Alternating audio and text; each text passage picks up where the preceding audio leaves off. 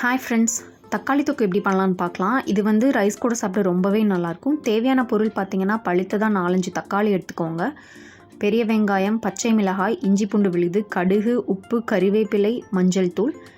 இந்த தொக்குக்கு நம்ம ஒரு மசாலா ரெடி பண்ண போகிறோம். அதுக்கு தேவையான பொருள் பார்த்திங்கன்னா, கிராம்பு, சோம்பு, பட்டை, ரோஜா இதழ், பிரிஞ்சி இலை, மராத்தி மொக்கு.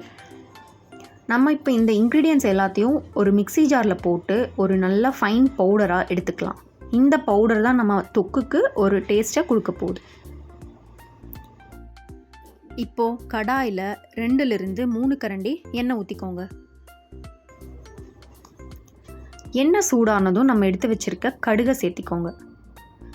கடுகு நல்லா பொரிஞ்சதும் நம்ம எடுத்து வச்சுருக்க கறிவேப்பிலையை சேர்த்திக்கலாம். கறிவேப்பிலை நல்லா பொரிஞ்சதும் நம்ம அரிஞ்சு வச்சுருக்க பெரிய வெங்காயத்தை சேர்த்திக்கலாம். அது கூடவே வெட்டி வச்சுருக்க பச்சை மிளகாயும் சேர்த்திக்கோங்க. ரெண்டையும் மிக்ஸ் பண்ணி விட்டுக்கோங்க.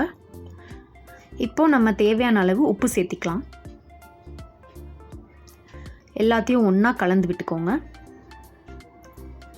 இப்போ நம்ம எடுத்து வச்சுருக்க இஞ்சி பூண்டு விழுதை சேர்த்துக்கலாம்.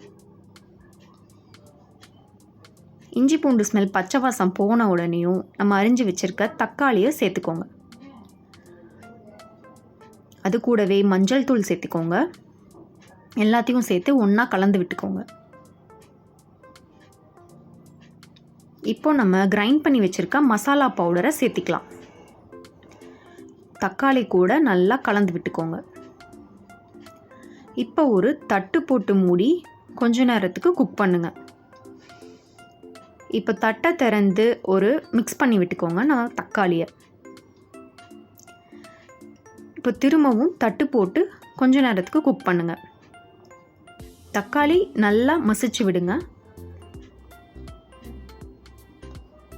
இப்போ திரும்பவும் தட்டு போட்டு மூடி கொஞ்ச நேரம் குக் பண்ணுங்கள்.